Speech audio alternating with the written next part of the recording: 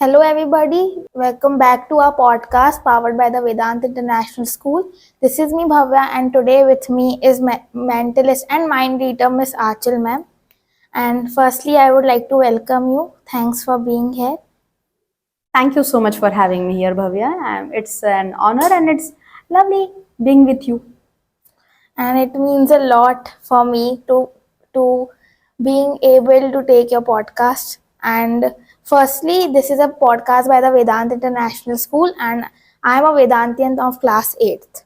So firstly, once again, thank you for being here, ma'am. I clearly remember that when I was 7 or 8 years old, मैं आपके show में आई थी, and it was such an experience that I can never forget. And मुझे याद है that you you did a magic where you cut yourself into two parts and all of that. So it was such an interesting experience for me.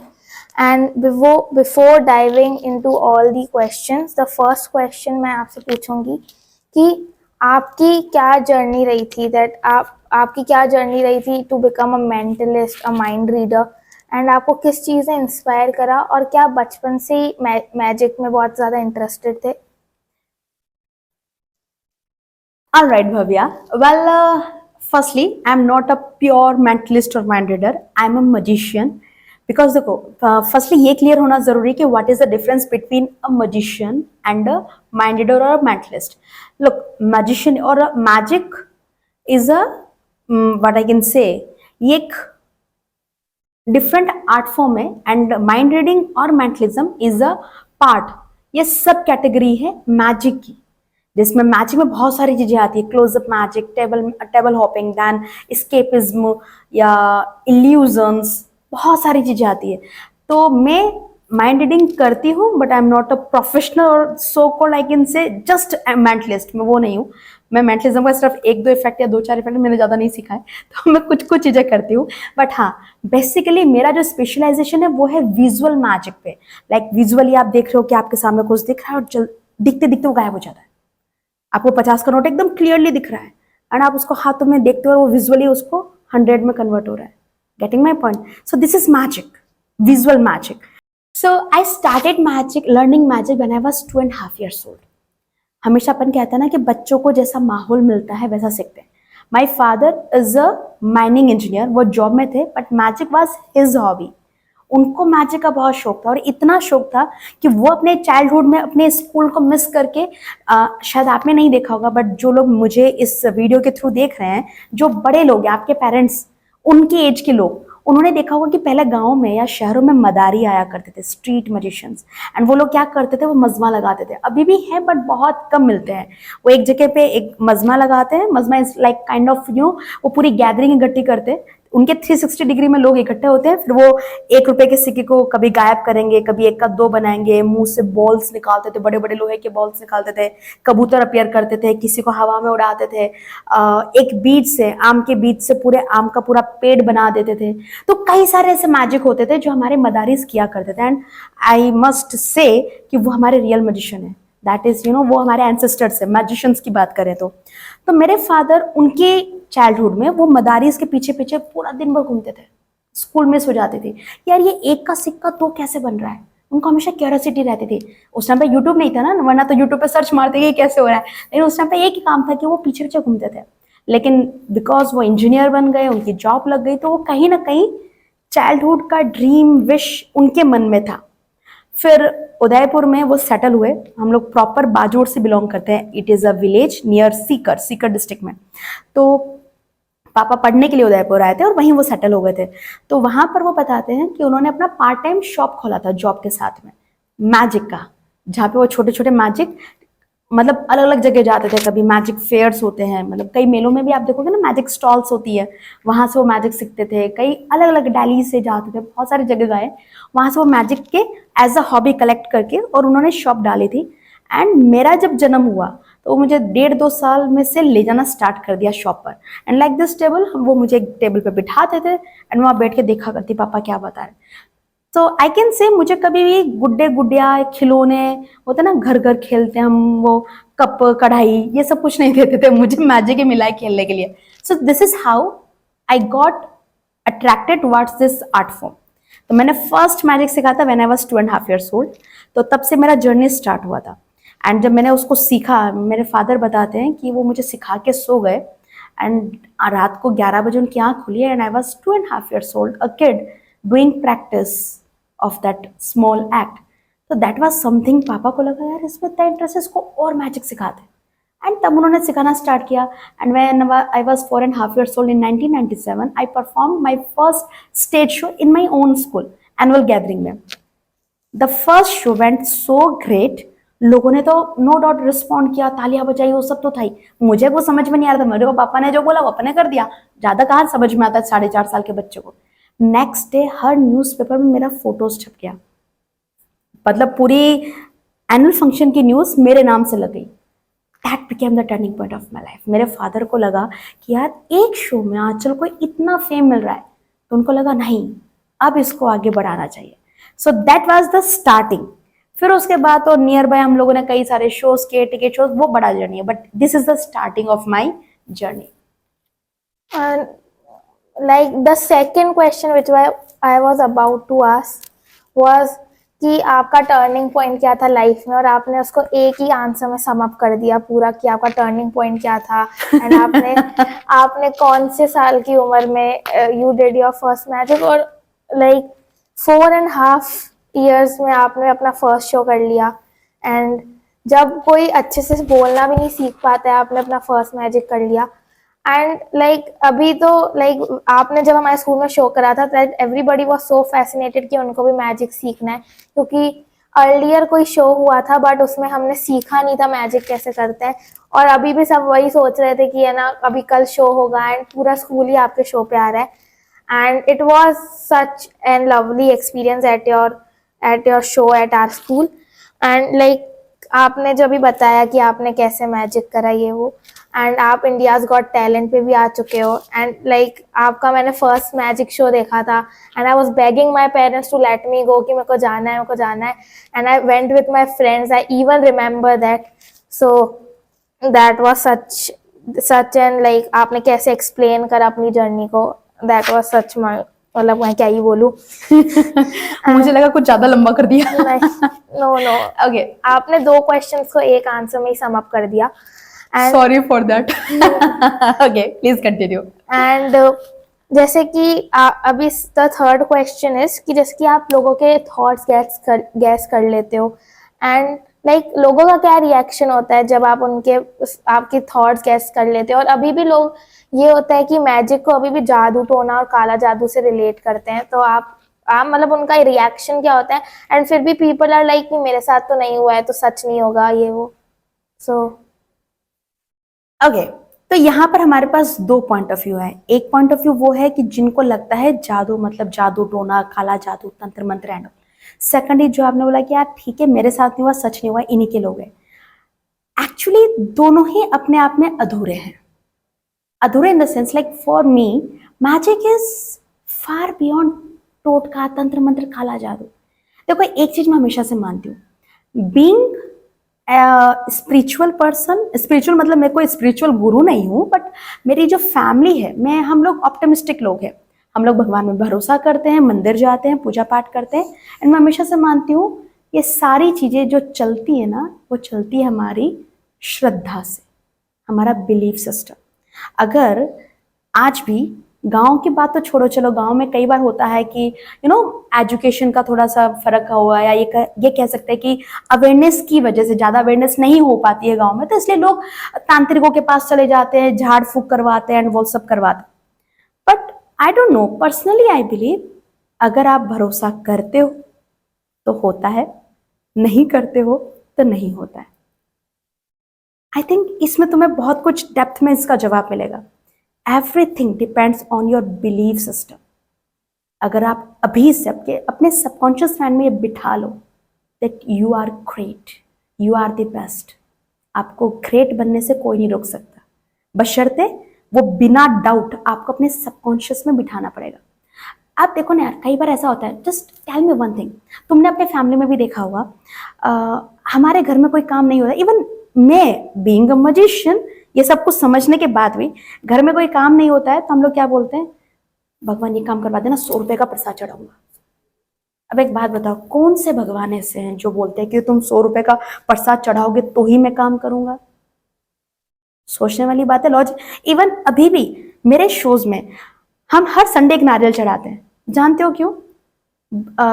मेरा show smoothly run हो जाए, मतलब कोई तूफान नहीं आए, कोई ऐसा कोई प्रॉब्लम नहीं आए, तो उसके लिए हम आज भी मेरे फैमिली में हम लोग एक नारियल चढ़ाते हैं। दैट इज, वो सब कुछ अगर सही हो रहा है तो वो नारियल से नहीं हो रहा है, वो हमारे बिलीफ सिस्टम से हो रहा है। तो अगर आपको लगता है कि तंत्र मंत्र कोई टोटका है, तो देखो मेरी दुनिया और ये दुनिया दोनों में बहुत फर्क है। मैं ऐसा कुछ नहीं करती। मेरे पास लोग आते हैं, अभी भी आते हैं, मेरे पति पे किसी ने काला जादू कर दिया है, वो मेरी सुनता ही नहीं है। अब भाई तुम्हारे पति पे काला जादू है, तुम अपना काला जादू बढ़ाओ, मैं क्या कर सकती हूँ उसके अंदर? तो ऐसा होता है। इवन मेरे पास लिटरली पुलिस वाले तक आए थे, यहाँ की बात नहीं करूँ, एक हम सिटी में थे यार, हमारे पास एक क्रिमिनल है, वो अपना जो उसका क्राइम है वो एक्सेप्ट नहीं कर रहा है, आप उसका माइंड रीड करके एक्सेप्ट कराओ, ये काम आपका है ये मैं नहीं कर सकती। एंड सो बेसिकली तंत्र मंत्र टोटका मेरे एक्सपीरियंस से ये सिर्फ बिलीफ सिस्टम है, अगर आप भरोसा करते तो होगा, बाकी इन तंत्र मंत्र टोटके से कुछ नहीं होता, हमारा बिलीफ सिस्टम से होता है। Now the second thing is कि यार जो एक है, मतलब ये चीजें मानते हैं हमारे पेरेंट्स वाले लोग, उस एज ग्रुप के लोग हैं, उनका बिलीफ सिस्टम होता है।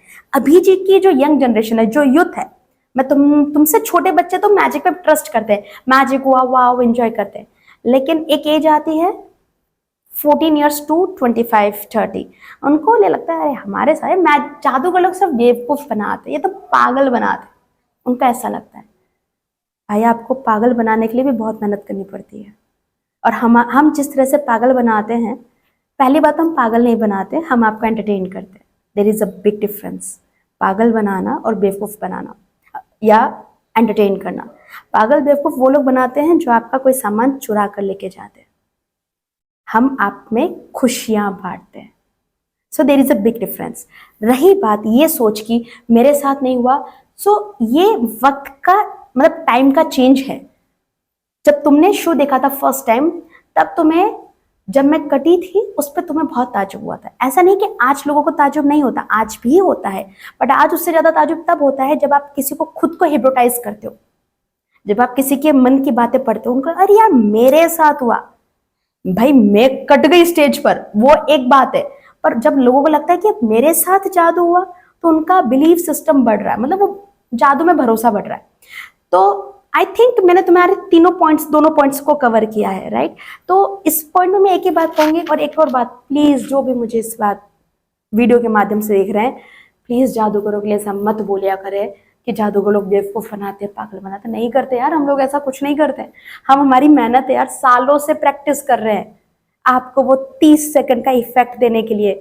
तो एटलीस्ट आप ये बोल सकते हो कि मैजिक अच्छा दिखाते हैं, तो ये हमारे लिए अप्रिसिएशन होगा, हमें और कुछ नहीं चाहिए।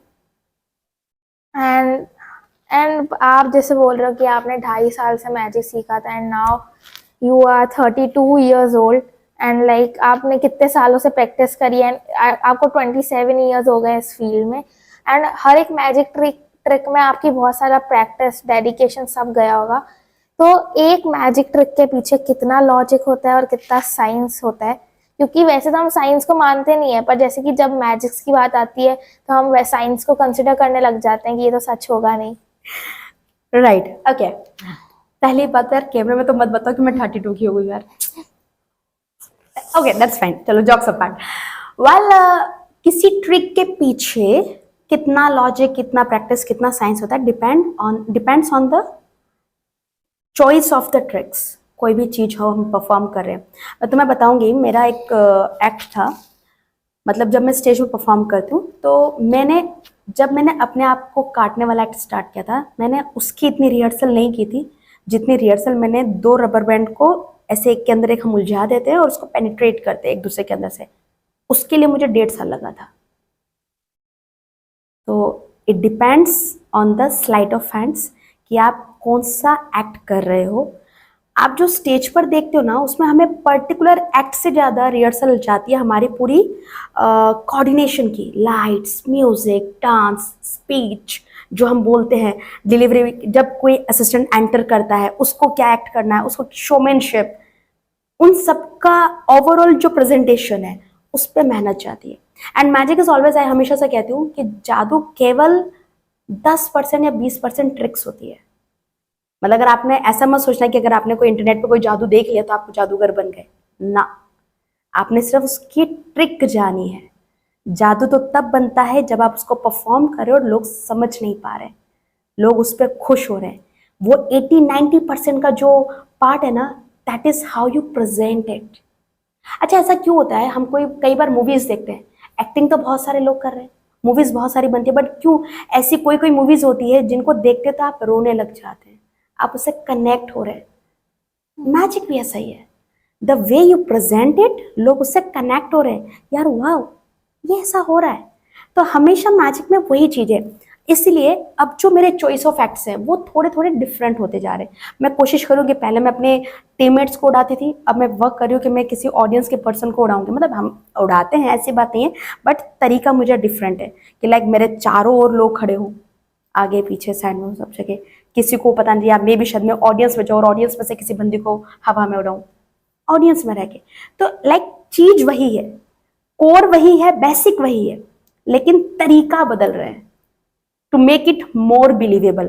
तो ऐसी चीजों पे कई बार साइंस का ज्यादा मेहनत होती है, कई बार प्रैक्टिस बहुत मैटर करती है, साइंस कुछ नहीं है। फॉर एग्जाम्पल, तुम्हारे साथ कभी कोई चोर आया है, कोई चोरी किया है, कभी एक्सपीरियंस नहीं हुआ है, भगवान करे कभी ना हो, लेकिन कई बार होता है। आप जब देखो मंदिर की लाइन में जाते हो, आपको पता नहीं, आप हाथ जोड़ते हो, पता चलता है आपका पर्स गायब।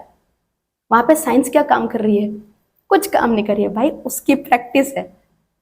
जिसने तुम्हारा पर्स चुराया है उसकी प्रैक्टिस है कि उसने इतना स्मूथली निकाला कि तुम्हें, तुम्हारे मतलब जेंट्स लोग होते हैं उनकी पॉकेट में से, पैंट की पॉकेट से निकालते हैं। आपकी पैंट कितनी टाइट होती है जनरली, उसमें से कुछ चीज निकल रही है और आपकी बॉडी को फील नहीं हो रहा है। Imagine. So this is the practice. तो मैजिक में भी ऐसा है कि कई चीजें होती है, जब हम परफॉर्म करें हमें लगता नहीं उसमें साइंस नहीं है, उसमें प्रैक्टिस है, तो उसमें प्रैक्टिस पे ज्यादा टाइम देते हैं। जैसे कि ऑडियंस के बहुत सारे फेवरेट ट्रिक्स होते हैं, but what is that one trick जो आपकी फेवरेट है एंड लाइक आपको हर शो पे उसको परफॉर्म करना पसंद होता है? ओके, देखिए, अगर ऑडियंस की बात करते हैं, ऑडियंस में से जितने भी जेंट्स लोग शो देखने आते हैं उनकी फेवरेट ट्रिक होती है कि मेरी बीवी को गायब कर दो। जो परफॉर्म नहीं करती हूँ मैं, but demanding trick, most demanding trick. तो लेकिन हम करते नहीं, जॉक्स अपार्ट। मेरी फेवरेट ट्रिक होती है, मेरी फेवरेट ट्रिक जो हर शो में करते that is different, but the one which I am proud of, that is the fire escape act. जब मैं वो पूरा आग का वो इन्फर्नो होता है, जलता हुआ रहता है, और उसके बीच में से मैं क्रॉस करती हूँ, at that time I feel like I am a खतरों के खिलाड़ी काइंड ऑफ, मुझे बड़ा अच्छा लगता है। So that is my favourite thing. अगर हर शो की बात करें तो बहुत, यार depends, again depends on the audience. जिस तरह से ऑडियंस जब रिएक्ट करती है, जिस भी एक्ट पे सबसे ज्यादा ऑडियंस ताली बजाती है, खुश होती है, वो मेरी फेवरेट बन जाती है। Doesn't matter. And like lots of students are watching this podcast, और लाइक स्कूल के बच्चे तो देखेंगे ही, and as it is also my genuine question कि आप मैजिक और पढ़ाई को बैलेंस कैसे करते थे? लाइक अभी हम नॉर्मल दो चीज़ों की मल्टीटास्किंग नहीं कर सकते, and you were like performing shows at that age. Because मेरे चाइल्डहुड में मेरे पास फोन नहीं था। That's the best thing, I didn't have the phone.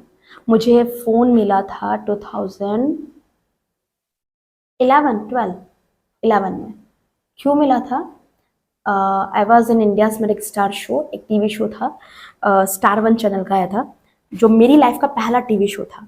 And during those period मेरे फादर मेरे साथ थे, और उस टाइम में मेरी दादी जी की डेथ हो गई थी, तो मेरे पिताजी को वहाँ जाना था, but because I was in the show, हम आर्टिस्टों के साथ में सबसे बड़ा माइनस पॉइंट ये होता है कि शो मस्ट गो ऑन, चाहे कुछ भी हो जाए।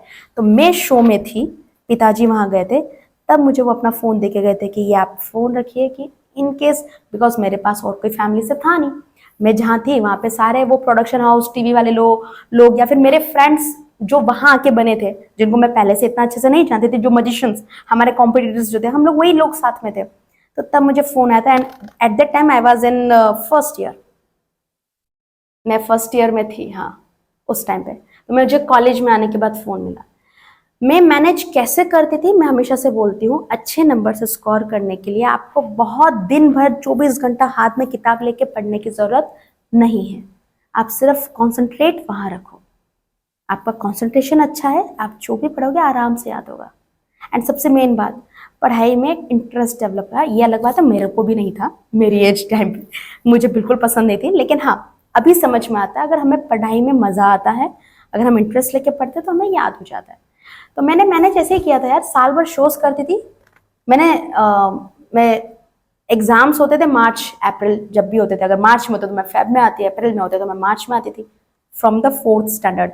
और मैंने हर साल सिर्फ एनुअल एग्जाम्स ही दिए हैं, मैं साल भर पढ़ती ही नहीं थी, बस उसी टाइम पे आती थी, नोट्स लेती थी। हाँ ये बात सच है कि मैंने किसी भी टॉपिक को 10-10 बार 20-20 बार ऐसे नहीं पढ़ा है, मैं बहुत कम पढ़ती थी। एंड प्लस क्योंकि मेरा फील्ड ऐसा था कि मैं रोजाना नए लोगों से मिल रही हूँ, तो मुझे बहुत सारा पर्सनल एक्सपीरियंस होता था जो मुझे मेरे पढ़ाई में भी हेल्प करता था।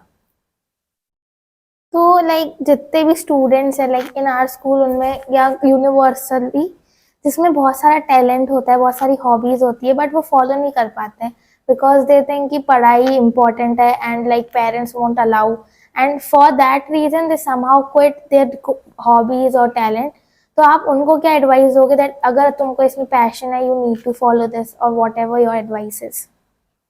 मैं हमेशा से कहती हूँ जो भी आपकी हॉबी है ना, जो भी फील्ड में आपका पैशन है उसमें प्लीज़ कंटिन्यू करिए, क्योंकि जब आपका पैशन आपका प्रोफेशन बन जाता है तो वर्क नहीं रहता, आपको मज़ा आने लगता है, आप ऑटोमेटिकली उसमें ज़्यादा टाइम देने लग जाते हो।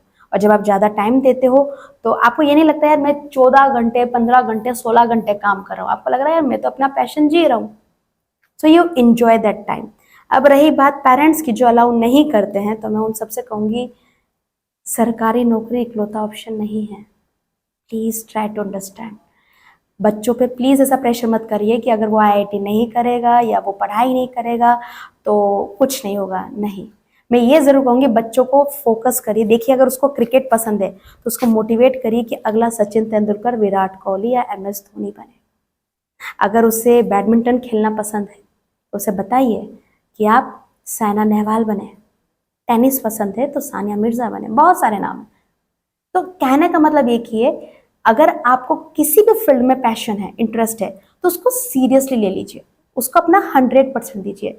तो कोई भी फील्ड कम नहीं है यार, किसी भी फील्ड में आपको ऐसा नहीं है कि जहाँ पे आप पीछे रह जाओ, हर फील्ड। और आज के टाइम पे तो हजार क्या लाखों ऑप्शन है।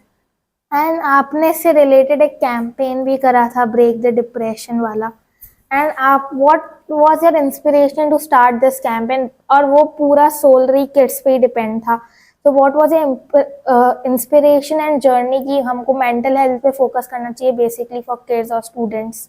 देखिए मैंने जो फर्स्ट 2 टाइम्स जब मैंने ये एक्ट किया था फायर एस्केप एक्ट, तब मैंने सिर्फ ऐसे किया था, हाँ ब्रेक द भाई खुद के लिए मैंने फायर में से निकली, so called something like this.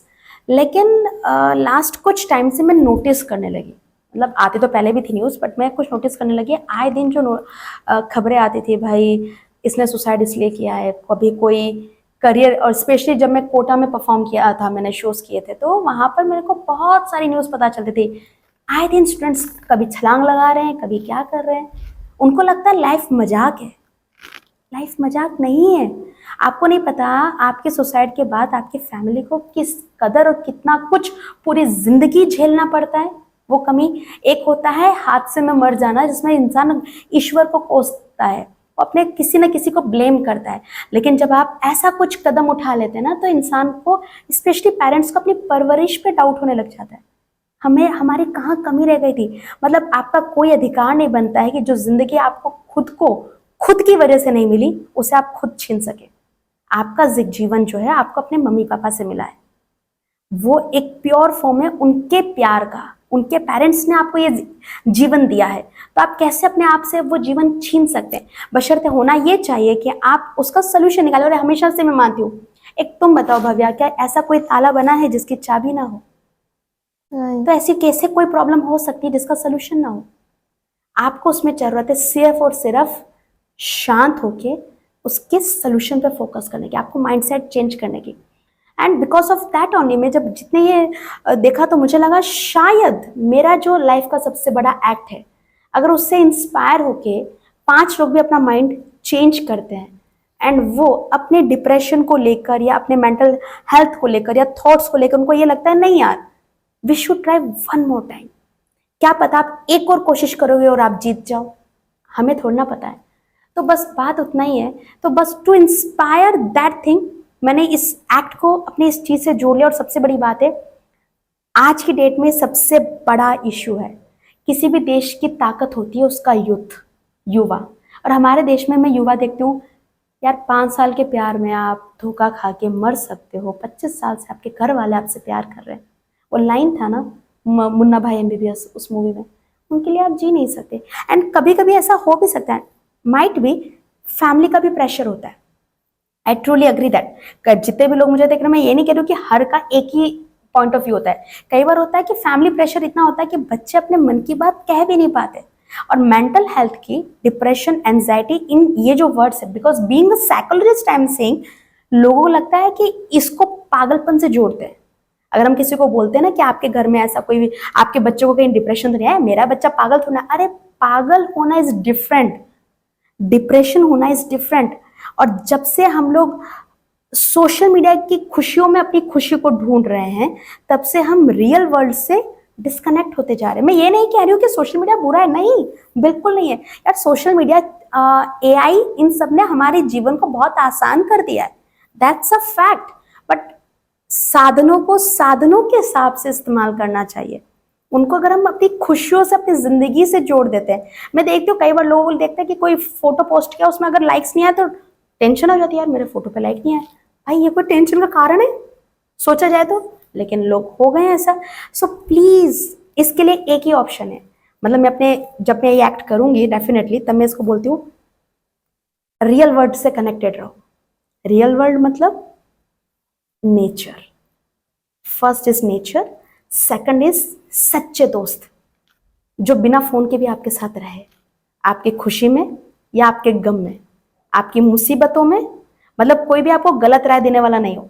ऐसा नहीं होना चाहिए कि बोले एक बार सिगरेट पी ले कुछ नहीं होगा, मार के तो देख सुट्टा, उसे पता है कि ये गलत है। बट अगर आपको कोई कन्विंस कर रहा है that is not your true friend, never ever. So always एक दोस्त ऐसा बनाओ जिससे आप दिल की बात कह सको। एंड ऑल्सो कभी भी आपको ये एटीट्यूड बनाना पड़ेगा एक कि आपके पास में जो कुछ भी ना, अगर आपके पास सही सलामत हाथ है, पैर हैं, आंखें हैं, कान है, बोल सकते हो। पहली बात तो जिनके पास ऐसा नहीं है वो भी ब्लेस्ड है क्योंकि वो ईश्वर के स्पेशल बच्चे हैं। पर अगर आपके पास ऐसा है तो आपसे अमीर इस दुनिया में कोई नहीं है। ऑलवेज शिफ्ट योर माइंड कि आपके पास क्या अच्छा है। सो develop an attitude of gratitude. ये कई सारे पॉइंट्स हैं। And always seek for help. अगर आपके घर में कोई ऐसा है जिसका काम करने में मन नहीं लग रहा, दिन भर सोया रहता है, हंसता नहीं है, सुस्त रहता है, कंसल्ट विथ समवन। मतलब समवन बोले तो हर किसी से नहीं, हाँ हमारे हर जगह डॉक्टर्स अवेलेबल हैं, साइकोलॉजिस्ट हैं, साइकेट्रिस्ट हैं, उनसे कंसल्ट करिए। जैसे आपका पेट दुख सकता है, आपका सर दर्द हो सकता है, वैसे किसी को मेंटल हेल्थ के इश्यूज हो सकते हैं। सो मेक इट नॉर्मल, इसको ज्यादा हवा मत बनाइए कि कोई पागल नहीं, ऐसा नहीं है। हो सकता है उसकी लाइफ में कुछ ऐसा कुछ चल रहा हो जो घर वालों से वो शेयर नहीं कर पा रहा है या कर पा रही है, तो जस्ट टेक देम सीरियसली यार, ये जरूरत है, स्पेशली हमारे यहाँ पे जरूरत है। तो दैट्स द ओनली थिंग जो मैं कहना चाहती हूँ। तो ये मेरे लिए सबसे बड़ा पॉइंट था। मुझे लगता है कि अगर यूथ हमारा इस चीज को समझ गया तो मेरा देश जीत गया यार, मेरा भारत जीत गया। That's the only motive. And mental health is one of the rising issues in our country, and like western countries, India में mental पीस के लिए आती थी। हाँ, मेंटल इलनेस के लिए कोई डेज भी लोग सेलिब्रेट नहीं करते हैं ज्यादा लोग, because they think that because mental illness is still a taboo in India because it is not considered as normal. And one more thing is that like you are such a great speaker, आप जो spontaneously बोल रहे हो, you are mixing both the languages, Hindi or English. I would truly admire you on that. And one more thing like related to that कि आपने TEDx और जोश talks पे भी अपनी स्पीच दी है. So what was your experience on those platforms? And like आप जो shows करते हो उससे वो different था कि नहीं था? And what was your experience upon those platforms? Look, one thing I must say, I'm not a motivational speaker, so called. I'm a magician. मुझे जादूगरी है अंदर, मुझे बड़ा मजा आता है जादू करने में. लेकिन हाँ, अगर आप कुछ बोलते हो और आपकी बोली से किसी की लाइफ में परिवर्तन आता है, आई डोंट नो उसको आप मोटिवेशनल स्पीकर बोलोगे या नहीं बोलोगे, मुझे अच्छा लगता है. That is a satisfaction for me. तो मैं जो करती हूँ मैं सामने वाले के लिए नहीं करती. मुझे अच्छा लगता है कि अगर मेरी किसी एक कोशिश से किसी की लाइफ में चेंजेस आ गए, because being a Indian citizen, यार इंडियन क्या, being a human being, it's our first responsibility कि आप अपने प्रोफेशन के साथ साथ में अपनी सोसाइटी को पे बैक करें. इंसानों में और जानवरों में यही तो फर्क है. हम सोच सकते हैं. तो अगर हम सोचें, इवन नेचर पे बैक करती है. नदियां हमें पानी देती हैं, पेड़ पौधे हमें ऑक्सीजन देते हैं. इवन आप एनिमल्स को देखना, उनको देख के यार प्यार सीखते हम कई बार. और हम इंसान कहाँ जा रहे हैं? तो मुझे ऐसा लगता है कि इट इज अवर रिस्पॉन्सिबिलिटी कि हम पे बैक करें. अब जरूरी नहीं कि हर कोई इंसान पैसों से दे. अगर आप कुछ नहीं दे सकते तो आप किसी को स्माइल दे दो यार, क्या पता सामने वाले का दिन चेंज हो जाए. तो इसके लिए ये मेरी नेचर में था. अब रही बात ये प्लेटफॉर्म्स की, जोश टॉक और टेडेक्स पे तो मजा आया बोल के.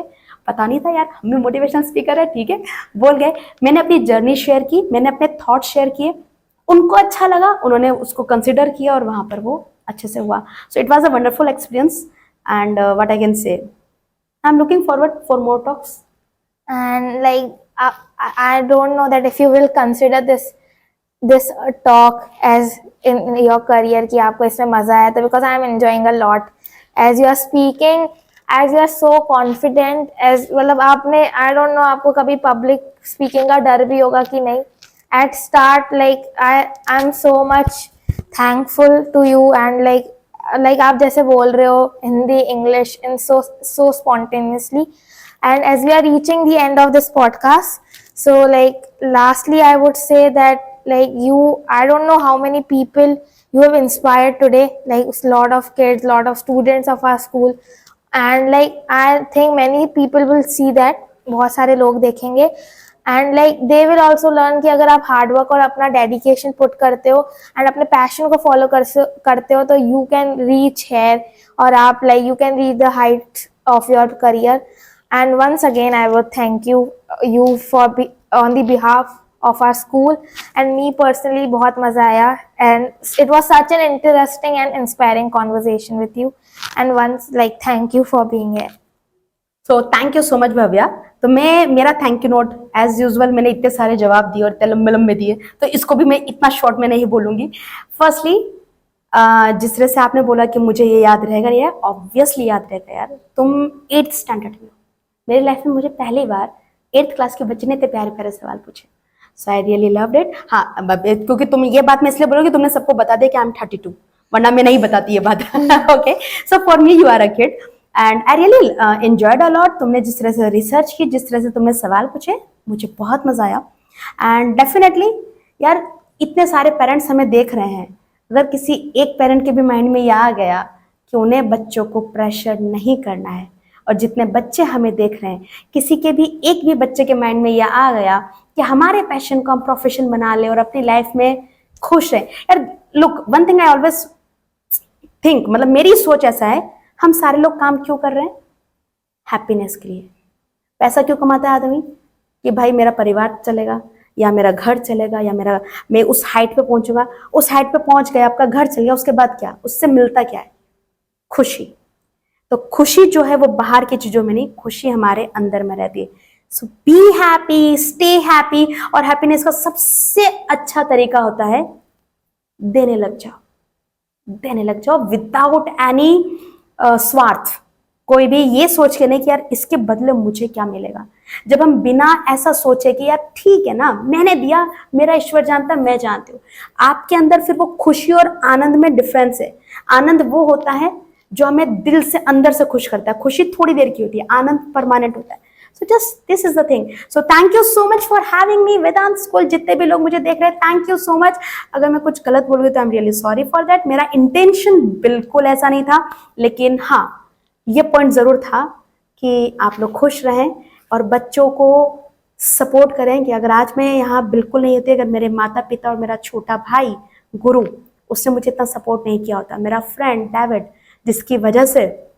जिसने मुझे बहुत सपोर्ट किया। आई एम ब्लेस्ड कि मेरे पास इतने अच्छे दोस्त, इतना अच्छा परिवार है। तो मैं सभी को कहूँगी अच्छे दोस्तों को रखिए, खुश रहिए। Thank you for having me. Bye bye.